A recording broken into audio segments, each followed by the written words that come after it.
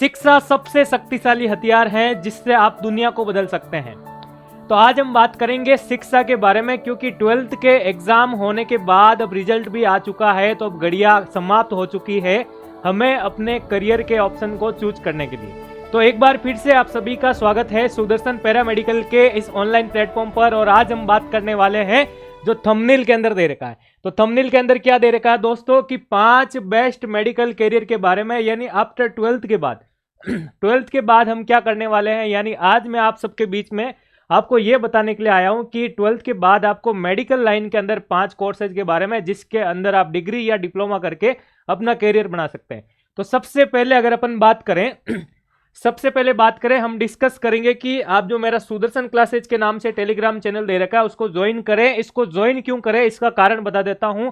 चाहे मेडिकल हो, BSc nursing हो, चाहे पैरामेडिकल हो, इन सबसे संबंधित जितनी भी इंफॉर्मेशन है सबसे पहले आपको इस टेलीग्राम चैनल पे मिलेगी। उसके बाद अगर आपको फिर भी कोई डाउट हो तो आप मेरे व्हाट्सएप नंबर जो दे रखे हैं 8112296783, इस पे मुझे मैसेज करके आपका कोई भी डाउट पूछ सकते हैं। तो सबसे पहले अगर अपन बात करें कि मेडिकल के अंदर हम पैरामेडिकल कोर्सेज की बात करते हैं। पैरामेडिकल के अंदर आपके एक तरफ होती है डिग्री और एक तरफ होती है डिप्लोमा। तो हम डिग्री और डिप्लोमा दोनों के बारे में ही बात करेंगे। काफी दिनों से मेरे पास क्यूरी आ रखी है कि सर डिग्री करे या डिप्लोमा करे, और डिप्लोमा में कौन कौन से डिप्लोमा है जो बेस्ट रहते हैं। तो सारे ही डिप्लोमा के बारे में डिस्कस करेंगे। तो बात करें हम पर्टिकुलर स्टेज के हिसाब से, या मैं बात करूंगा राजस्थान के अंदर जो डिप्लोमा और डिग्री कोर्सेज हो रहे हैं पैरामेडिकल में। तो देखो, हम बात करें डिग्री के अंदर, पैरामेडिकल के अंदर डिग्री की बात करें, उसकी प्रवेश परीक्षा के लिए आपको एंट्रेंस एग्जाम देना पड़ता है। और कौन सी यूनिवर्सिटी इसका एग्जाम करवाती है उसके लिए मैं बात करूं, RUSH Rajasthan university of health science जिसकी मैं बात करूं, ये इसका एग्जाम कंडक्ट करवाती है। और डिग्री कोर्सेज इसके अंदर तमाम सारी डिग्रियां जैसे कि पैरामेडिकल से संबंधित हो, जिसमें BRT bachelor in radiation technology, bachelor in medical lab technology, bachelor in operation theatre technology, और इसके अलावा बैचलर इन ऑप्थेल्मोलॉजी, ठीक है ना। तो ये सारे के सारे डिग्री कोर्सेज हैं वो पैरामेडिकल के अंदर। और इसके बाद हम बात करें सर इसके लिए क्या आवश्यक है, एलिजिबिलिटी की बात करूं तो जो अभी 12th पास करके बैठा हो और जिसने साइंस बायोलॉजी के साथ 12th की है तो उसके लिए शानदार अवसर है डिग्री करने के लिए।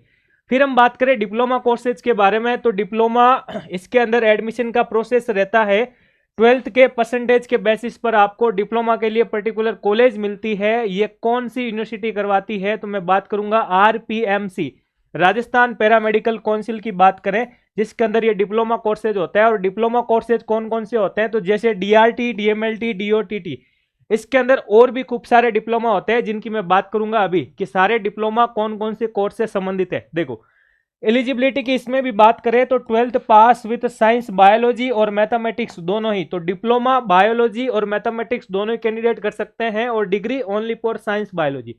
तो ये हमने एक कोर्स के बारे में चर्चा की थी पैरामेडिकल। और पैरामेडिकल के अंदर खूब सारे डिप्लोमाज होते हैं, उनकी भी अगर अपन बात करें तो देखो तो जैसे एक डिप्लोमा आ जाता है आपका DRT diploma in radiation technology, radiology department से संबंधित एक्सरे, CT स्कैन, MRI इन सब से संबंधित जो है DRT डिप्लोमा। DMLT की बात करें diploma in medical lab technology, जितनी भी लेबोरेटरी से संबंधित इन्वेस्टिगेशन है वो DMLT के अंदर आती है।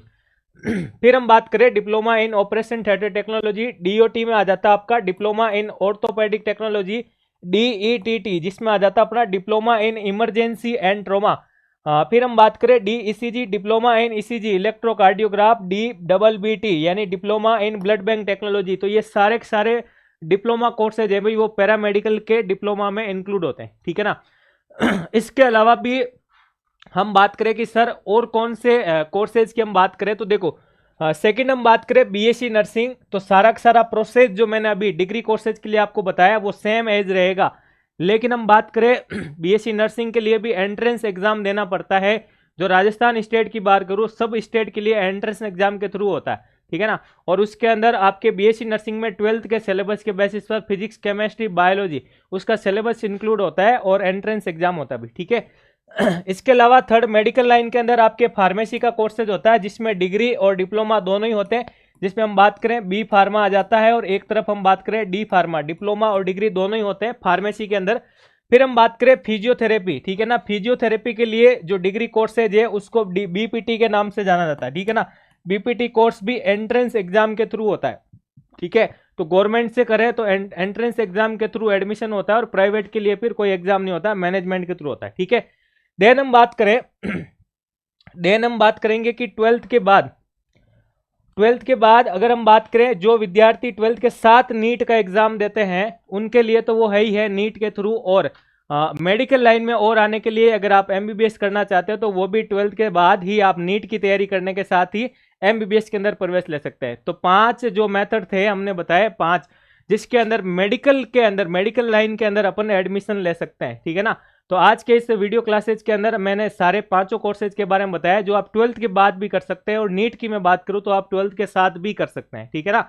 अगर मेरा वीडियो आपको पसंद आया तो आप इसको लाइक करें, चैनल पर नए हैं तो सब्सक्राइब करें। धन्यवाद।